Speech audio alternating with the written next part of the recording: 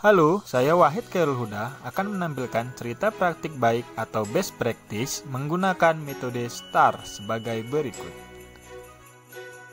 Saya mahasiswa PPG dalam jabatan kategori 2 Universitas Negeri Manado tahun 2022.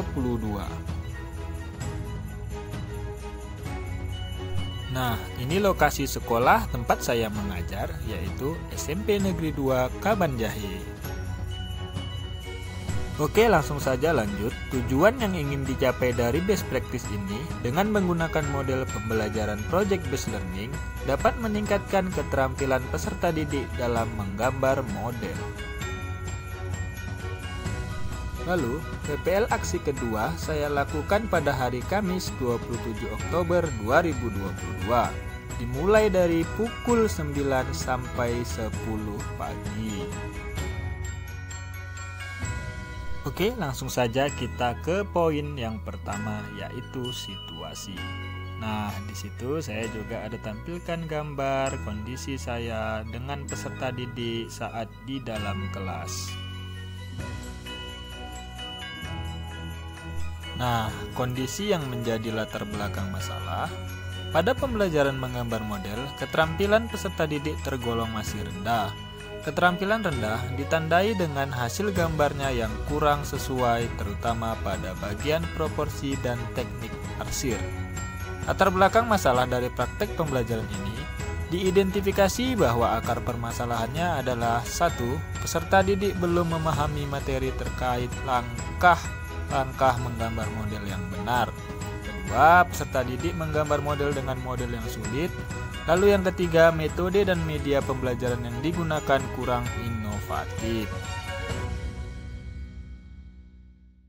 Lalu, mengapa praktik ini penting untuk dibagikan? Praktik ini penting untuk dibagikan karena praktik pembelajaran ini menggunakan model pembelajaran project based learning. Model pembelajaran ini merupakan pendekatan pembelajaran di mana peserta didik bebas untuk merencanakan aktivitas belajar melaksanakan proyek. Dan menurut saya, banyak rekan guru yang mengalami permasalahan yang sama dengan permasalahan yang saya alami. Sehingga, saya mengharapkan praktek ini selain bisa memotivasi saya dalam menerapkan pembelajaran yang inovatif, juga diharapkan bisa menjadi referensi dan inspirasi bagi rekan-rekan guru yang mengalami masalah yang sama dengan yang saya temukan di sekolah tempat saya mengajar. Lalu, apa yang menjadi peran tanggung jawab saya dalam praktik ini? Yang menjadi peran tanggung jawab saya dalam praktik ini yaitu melakukan proses pembelajaran ini secara efektif dengan menggunakan metode, media, dan model pembelajaran yang tepat dan inovatif, sehingga tujuan pembelajaran dan hasil belajar peserta didik bisa tercapai sesuai dengan yang diharapkan. Oke, sekarang kita lanjut ke poin berikutnya, yaitu tantangan. Dari analisis hasil kajian wawancara dan literatur penyebab dari tujuan pembelajaran yang ingin dicapai, yaitu meningkatkan keterampilan peserta didik dalam menggambar model, antara lain rendahnya motivasi belajar peserta didik dalam menggambar model, media ajar yang kurang inovatif, pemanfaatan sarana dan prasarana pembelajaran berbasis IT rendah, lalu penggunaan metode pembelajaran yang kurang tepat. Lalu, apa saja yang menjadi tantangan untuk mencapai tujuan? Yang menjadi tantangan untuk mencapai tujuan adalah kurangnya pemanfaatan tipek di dalam kelas, penggunaan media pembelajaran yang tepat dan menarik bagi peserta didik, memilih model pembelajaran yang tepat dan sesuai dengan karakteristik materi pembelajaran dan karakteristik peserta didik.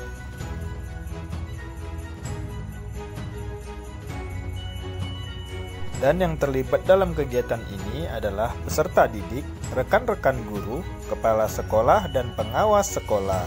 Begitu juga dengan keterlibatan dosen pembimbing dan guru pamong selama video konferensi di ruang meeting kelompok 1 kelas 1 Seni Budaya di Universitas Negeri Manado. Nah, sekarang kita masuk ke poin selanjutnya, yaitu aksi. Di poin ini terdapat langkah-langkah apa yang dilakukan untuk menghadapi tantangan tersebut. Langkah-langkah yang dilakukan untuk menghadapi tantangan tersebut: 1. Berkaitan dengan media ajar guru. Bisa menggunakan media pembelajaran berbasis tipek, sehingga peserta didik lebih mudah memahami materi yang disampaikan. Hal ini menggunakan media pembelajaran PowerPoint dan video YouTube. Lalu berkaitan dengan model pembelajaran PJBL, guru juga sudah diyakini hafal dan mengerti sintak dari model pembelajaran yang akan dipilihnya, mulai dari tahapan 1 sampai dengan tahapan akhir yang dituangkan dalam kegiatan pembuka, inti, dan penutup.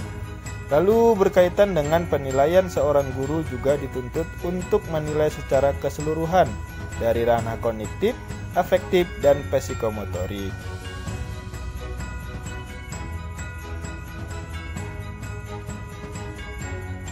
Lalu, yang terlibat dan sumber daya yang diperlukan untuk melaksanakan strategi ini adalah kepala sekolah dalam pengizinan peminjaman infokus, pemakaian listrik dan kabel listrik. Lalu teman sejawat dalam membantu penyusunan tata letak infokus, sound, laptop, dan meja. Pengawas sekolah dalam memberi informasi tentang proses pelaksanaan pembelajaran dengan baik. Videografer dalam proses pengambilan video selama proses pembelajaran. Dan yang tak kalah penting adalah dosen pembimbing dan guru pamong dalam memberi arahan dan tuntunan pengambilan video pembelajaran dengan baik.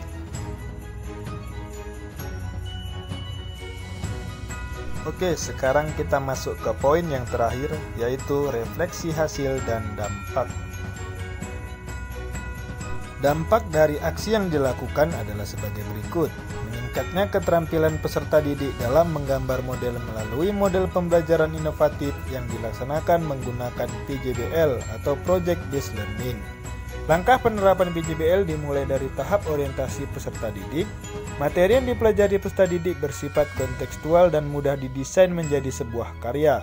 Membimbing dan mengembangkan peserta didik dalam membuat proyek sampai menyajikan hasil karya dan mengevaluasi proses berkarya.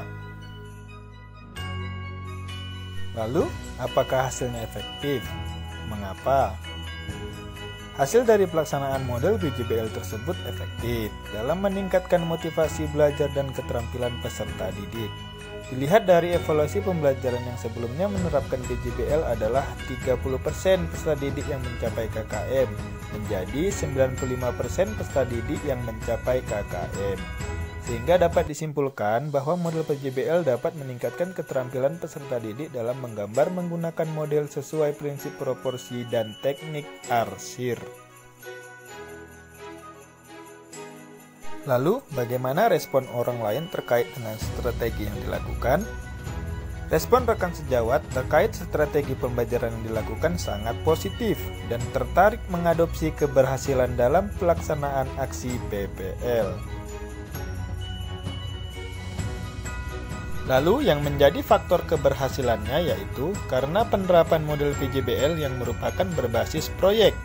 Pembelajaran dirancang sesuai kebutuhan peserta didik, meliputi kesiapan pelajar peserta didik, minat belajar peserta didik, serta profil belajar peserta didik. Model ini memberikan kebebasan kepada peserta didik dalam membuat karya sesuai dengan tema yang mereka inginkan.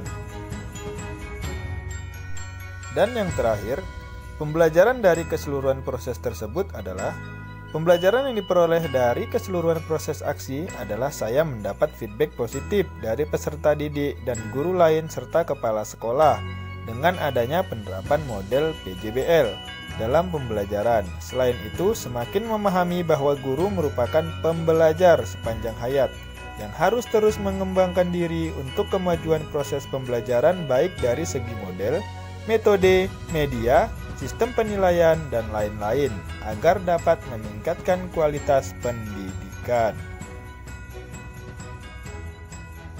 Baiklah, sekian cerita baik atau best practice menggunakan metode STAR dari saya. Semoga dapat bermanfaat. Terima kasih. Dadah.